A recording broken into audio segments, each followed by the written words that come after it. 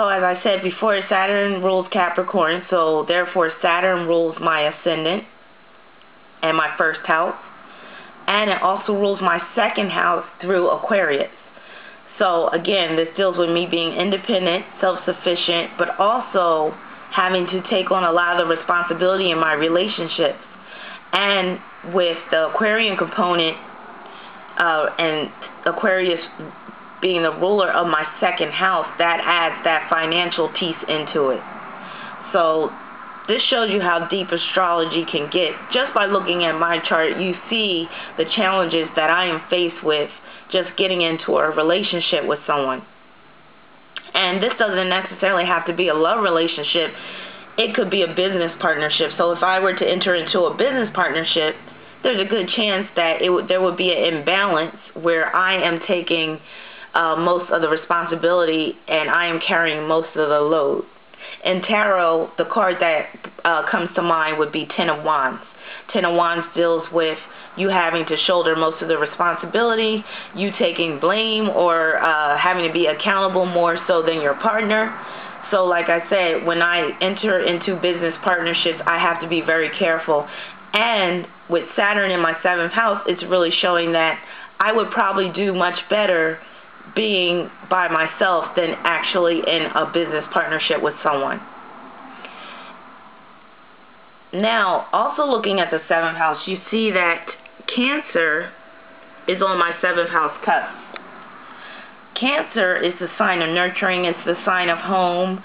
It's the sign that deals with your foundations and also those unconscious motivations and instincts. So with Cancer on my 7th house cusp, this reinforces the propensity for me to want to nurture other people. I've provided homes for people in the past, to my detriment because I've ended up getting burnt by it, but that doesn't, that won't prevent me from helping people in the future. That just teaches me to be a little bit more discriminating in who I choose to help.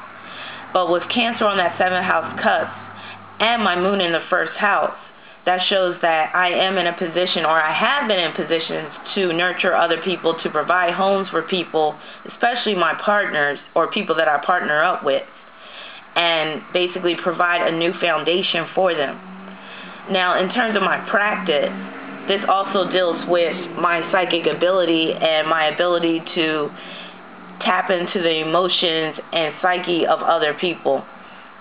So Cancer is a very psychic sign, and with my moon in the 1st house, this shows that I can easily identify with the emotions of others. I am very empathic, so that points to that as well.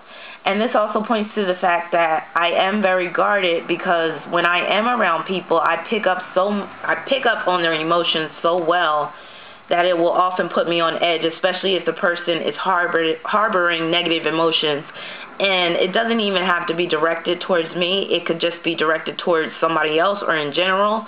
But I easily pick up on those emotions, and it makes me very uncomfortable. So that's why I tend to be very reclusive, and I tend to shy away from large crowds. And it takes me a while to warm up to a person in order for me to feel comfortable.